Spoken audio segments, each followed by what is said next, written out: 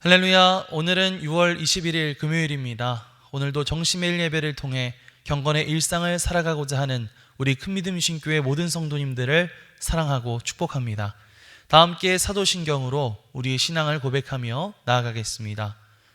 전능하사 천지를 만드신 하나님 아버지를 내가 믿사오며 그 외아들 우리 주 예수 그리스도를 믿사오니 이는 성령으로 잉태하사 동정녀 마리아에게 나시고 본디오 빌라도에게 고난을 받으사 십자가에 못 박혀 죽으시고 장사한 지 사흘 만에 죽은 자 가운데서 다시 살아나시며 하늘에 오르사 전능하신 하나님 우편에 앉아 계시다가 저리로서 산 자와 죽은 자를 심판하러 오시리라. 성령을 믿사오며 거룩한 공회와 성도가 서로 교통하는 것과 죄를 사하여 주시는 것과 몸이 다시 사는 것과 영원히 사는 것을 믿사옵나이다. 아멘. 다 함께 찬송가 197장 찬양하겠습니다.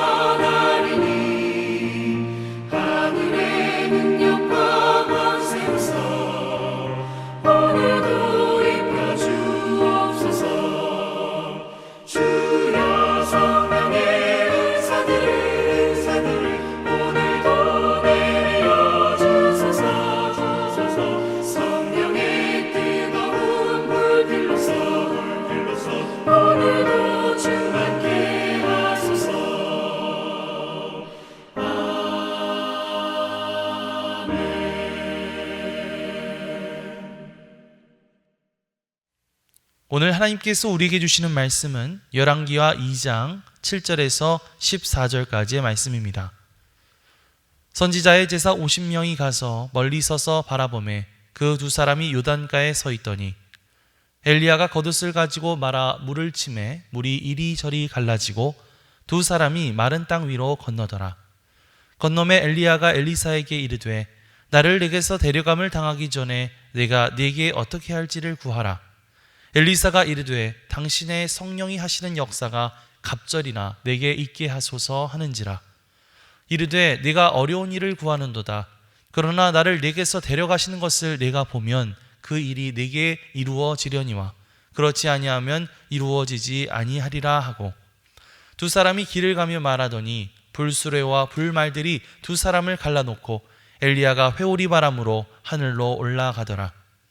엘리사가 보고 소리 지르되 내 아버지여 내 아버지여 이스라엘의 병거와 그 마병이여 하더니 다시 보이지 아니하는지라.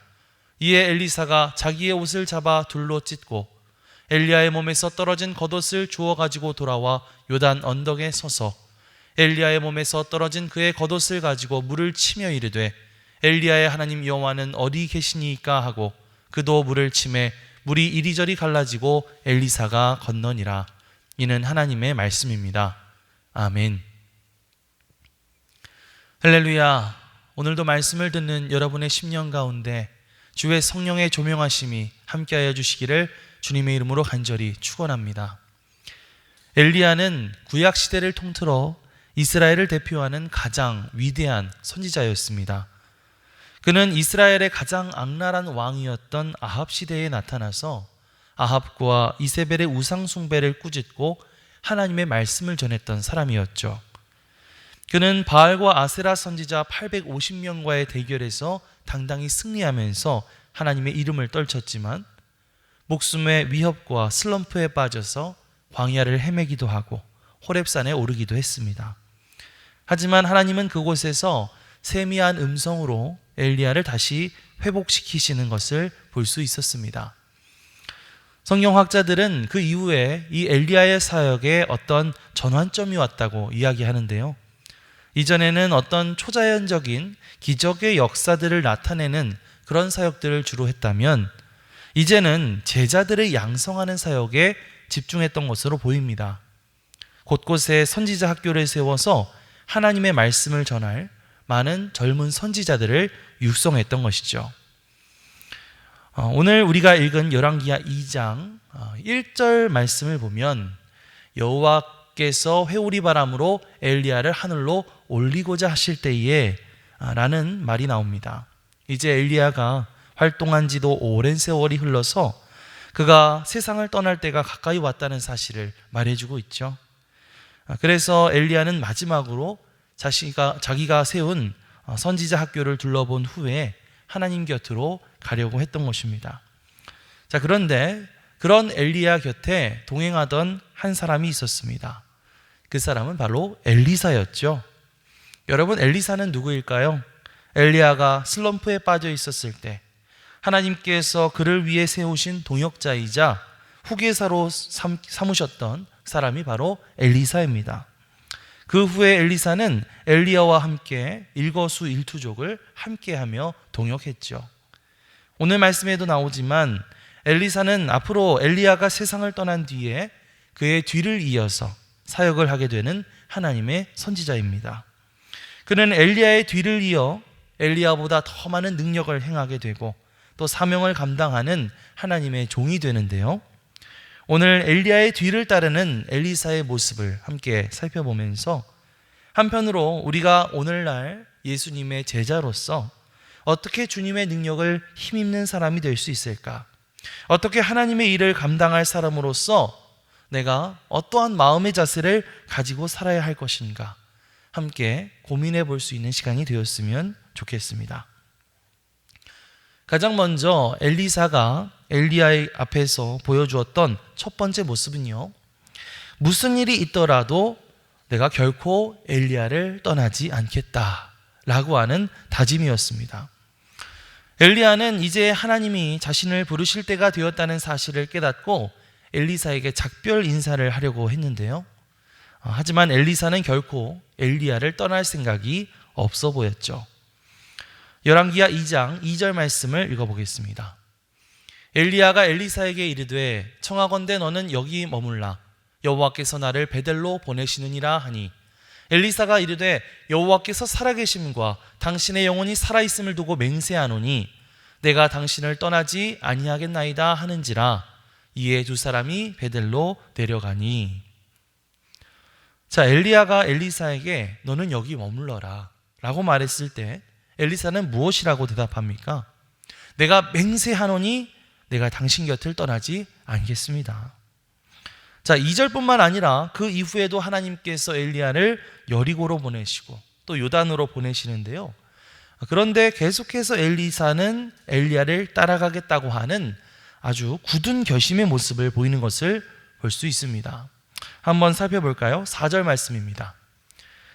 엘리야가 그에게 이르되 엘리사야 청하건대 너는 여기 머물라 여호와께서 나를 여리고로 보내시느니라. 엘리사가 이르되 여호와께서 살아계심과 당신의 영혼이 살아있음을 두고 맹세하노니 내가 당신을 떠나지 아니하겠나이다 하니라. 자, 6절 말씀도 함께 보겠습니다. 여기서도 보면 엘리야가 또 엘리사에게 이르되 청하건대 너는 여기 머물라 여호와께서 나를 요단으로 보내시느니라 하니 그가 이르되 여호와께서 살아계심과 당신의 영혼이 살아있음을 두고 맹세하노니 내가 당신을 떠나지 아니하겠나이다 하는지라. 자, 계속해서 엘리야는 부탁인데 넌 이제 여기서 머물러라. 이제는 굳이 함께 하지 않아도 괜찮다. 이렇게 거듭해서 말하고 있죠. 하지만 엘리사는 그때마다 맹세하면서 말합니다. 내가 당신을 떠나지 아니하겠나이다. 내가 당신을 떠나지 아니하겠나이다. 여러분, 이것은 무슨 일이 있더라도 끝까지 엘리야의 곁을 지키겠노라고 하는 엘리사의 다짐이자 결단입니다. 사실 엘리야는 이제 끝물입니다. 이제는 엘리사가 더 나이도 젊고 더 혈기왕성하고 더 사역을 활발하게 잘할 수도 있을 겁니다. 그러나 엘리사는 여전히 자신의 부족함을 알고 있었습니다. 또 자신의 본분을 알고 있었습니다. 그것이 무엇이죠? 끝까지 엘리야와 함께하는 것, 끝까지 엘리야의 곁을 지키고 충성하는 것, 그것이 자기가 끝까지 감당해야 할 사명이라는 것을 알고 있었습니다. 그래서 자신을 떨쳐내려는 엘리야를 끝까지 붙잡고 그가 하나님의 부르심을 받는 그 순간까지 그를 따라갔다고 하는 것이죠. 사랑하는 성도 여러분, 우리도 예수님의 제자로서 끝까지 예수님과 함께하며 예수님을 따라가고자 하는 그런 자세가 필요합니다. 예수님의 공생의 시절 예수님을 따르는 무리들은 참 많았습니다. 하지만 그들 중에 대부분은 예수님이 병을 고쳐주시고 또 먹을 걸 주시는 등 예수님을 통해서 자신의 어떤 필요가 충족되는 것에 초점을 맞췄기 때문에 머지않아 실망하고 예수님을 떠나가고 말았죠. 심지어 예수님의 제자들 가운데서도 예수님을 배신하고 팔아넘긴 사람이 있는가 하면 예수님이 잡혀가실 때 다 도망가 버리고 심지어 예수님을 모른다고 저주하고 부인한 사람까지 있었습니다. 하지만 여러분, 우리에게는 엘리사가 엘리야에게 보여준 것과 같은 그런 다짐과 결단이 필요한 줄 믿습니다. 엘리사가 여호와의 살아계심과 당신의 영혼이 살아계심을 두고 맹세하노니 내가 당신을 떠나지 아니하겠나이다 라고 엘리야에게 말하고는 그대로 행했습니다. 우리도 살다 보면은 믿음이 약해질 때도 있고 시험에 빠질 때도 있고 때론 예수님의 말씀대로 살아가기 곤란할 때도 있을 것입니다. 하지만 그럴 때마다 이 엘리사가 고백했던 것 같이 주님, 나에게 어떠한 일이 있다 하더라도 어떤 곤란한 일이 있다 하더라도 내가 절대로 주님의 곁을 떠나지 않겠습니다. 언제나 주님께 꼭 붙어 있겠습니다. 내가 끝까지 주님을 따라가겠습니다 라고 선포하면서 끝까지 주님을 향한 믿음을 놓지 말아야 할 줄 믿습니다. 끝까지 주님을 따라가겠노라고 결단하는 마음으로 기도하면서 오늘 우리를 붙들어 주시고 우리에게 힘 주시고 능력 주시는 하나님을 경험할 수 있는 그런 저와 여러분들이 되시기를 주님의 이름으로 간절히 축원합니다. 자, 그렇게 엘리야의 뒤를 엘리사가 끈질기게 쫓아다니니까 엘리야는 이제 자기가 하나님의 곁으로 떠나기 전에 뭔가 엘리사가 원하는 것이 있으면 자기에게 말하라고 그렇게 물어보게 되는데요. 자, 그런 상황에서 엘리사는 과연 무엇을 구했을까요? 자, 9절에서 11절 말씀을 읽어보겠습니다. 건너매 엘리야가 엘리사에게 이르되 나를 내게서 데려감을 당하기 전에 내가 네게 어떻게 할지를 구하라. 엘리사가 이르되 당신의 성령이 하시는 역사가 갑절이나 내게 있게 하소서 하는지라. 이르되 내가 어려운 일을 구하는도다. 그러나 나를 내게서 데려가시는 것을 내가 보면 그 일이 내게 이루어지려니와 그렇지 아니하면 이루어지지 아니하리라 하고 두 사람이 길을 가며 말하더니 불수레와 불말들이 두 사람을 갈라놓고 엘리야가 회오리 바람으로 하늘로 올라가더라. 아멘. 자, 엘리사가 엘리야에게 요구한 것이 무엇이었죠? 당신의 성령이 하시는 역사가 갑절이나 내게 있게 하옵소서. 다시 말하면요, 엘리야가 행했던 그 성령의 놀라운 능력들을 내가 2배로 받고 싶습니다 라고 하는 아주 당찬 요구였습니다. 그 말을 들은 엘리야는 난감해하면서도 그에 대한 조건을 이야기하죠. 하나님이 나를 데려가시는 것을 네가 볼 수 있다면 그 일이 너에게 이루어질 것이다. 그가 엘리야의 그 갑절의 능력을 받기 위해서는 끝까지 엘리야와 동행하면서 엘리야가 하나님의 부르심을 받는 모습을 볼 수 있어야 한다는 것이었습니다. 하지만 결국 엘리사는 엘리야가 말한 그 일을 이루게 되는데요. 그렇게 그들이 끝까지 함께하는 도중에 호련히 나타난 불수레와 불말들이 회오리 바람을 일으키면서 엘리야를 데려가 버렸기 때문입니다. 엘리사는 엘리야가 말했던 것처럼 이 엘리야의 마지막을 끝까지 지킬 수 있었던 것이죠. 당신의 성령이 하시는 역사가 갑절이나 있게 하소서 선포했던 엘리사의 말을 되새겨보면서 우리는 엘리사가 참 얼마나 그 성령의 능력을 간절히 사모하는 사람이었는지 알 수 있습니다. 엘리사는 앞으로 자기가 엘리야의 뒤를 이어서 하나님의 말씀을 전하는 사명을 감당해야 한다는 사실을 알고 있었습니다. 그러나 그 막중한 사명에 비해서 나의 능력이 너무나 부족하다는 사실도 너무나 잘 알고 있었습니다. 누가 가장 위대한 이스라엘의 선지자였던 엘리야에게 비교할 수 있겠어요? 그렇기 때문에 자신에게는 엘리야가 가지고 있었던 갑절의 능력이 필요하다 이렇게 생각했을 것이고 그 성령의 능력을 간절히 사모했던 것입니다. 그렇게 엘리사는 사모하는 마음으로 끝까지 엘리야와 동행했고 결국 그 사모함의 결과 엘리야의 약속대로 그의 마지막을 지켜볼 수가 있게 된 것이죠. 성령의 역사가 갑절이나 있게 하옵소서 이렇게 당당하게 요구했던 엘리사의 포부처럼 오늘 이 세상을 예수 그리스도의 제자로 살아갈 우리에게 필요한 것이 바로 이 성령의 역사하심과 도우심인 줄 믿습니다. 우리에게 성령을 사모하는 그 간절한 마음이 너무나 필요한 줄 믿습니다. 그리고 사모하는 자에게 주님의 약속이 있다는 사실을 기억하시기 바랍니다. 사모하는 사람에게 성령께서 임재해 주실 줄 믿습니다. 그런 사모하는 마음을 가진 사람들이 해야 될 것이 무엇일까요? 인내하며 기도하는 일이겠죠. 예수님께서 승천하시면서 이렇게 말씀을 하셨는데 사도행전 1장 4절 말씀을 보면 이렇게 말씀하고 있습니다. 사도와 함께 모이사 그들에게 분부하여 이르시되 예루살렘을 떠나지 말고 내게서 들은 바 아버지께서 약속하신 것을 기다리라. 성경의 증언에 의하면요, 예수님께서 승천하실 때 그 모습을 지켜봤던 사람이 500명이 넘습니다. 자, 그런데 정작 그 이후에 오순절날 다락방에 모여서 뜨겁게 기도했던 사람들은 120명 정도에 불과했습니다. 왜 그랬을까? 예수님의 말씀을 지키며 성령을 사모하며 간절히 기도했던 그런 사람이 실제적으로 500명 가운데 120명밖에 되지 않았다는 얘기겠죠. 하지만 그렇게 사모하는 마음을 가지고 정말 간절히 기도했던 이들에게 하나님께서는 하늘로부터 불같은 성령을 내려주셨고 성령 충만한 이들을 통해서 복음이 왕성하게 전파되는 역사가 일어나게 되었고 그들을 통해서 수많은 사람들이 주님께 나오는 역사가 일어나게 되었다는 것입니다. 성령을 사모하는 마음으로 인내하고 또 기도함을 통해서 우리가 그 기도가 응답받는 역사 또 성령의 충만함을 경험하게 되는 놀라운 역사가 오늘 우리 가운데 일어나게 되시기를 주님의 이름으로 간절히 축원합니다. 자, 그렇게 해서 엘리야가 불현듯 불병거를 타고 사라졌습니다. 다소 허탈해하는 엘리사 앞에 떨어져 있는 것은 바로 스승 엘리야가 두르고 다녔던 겉옷이었습니다. 13절 14절 말씀을 보면 엘리사는 그 겉옷을 두르고 그 앞에 있는 요단 강물을 힘껏 쳤습니다.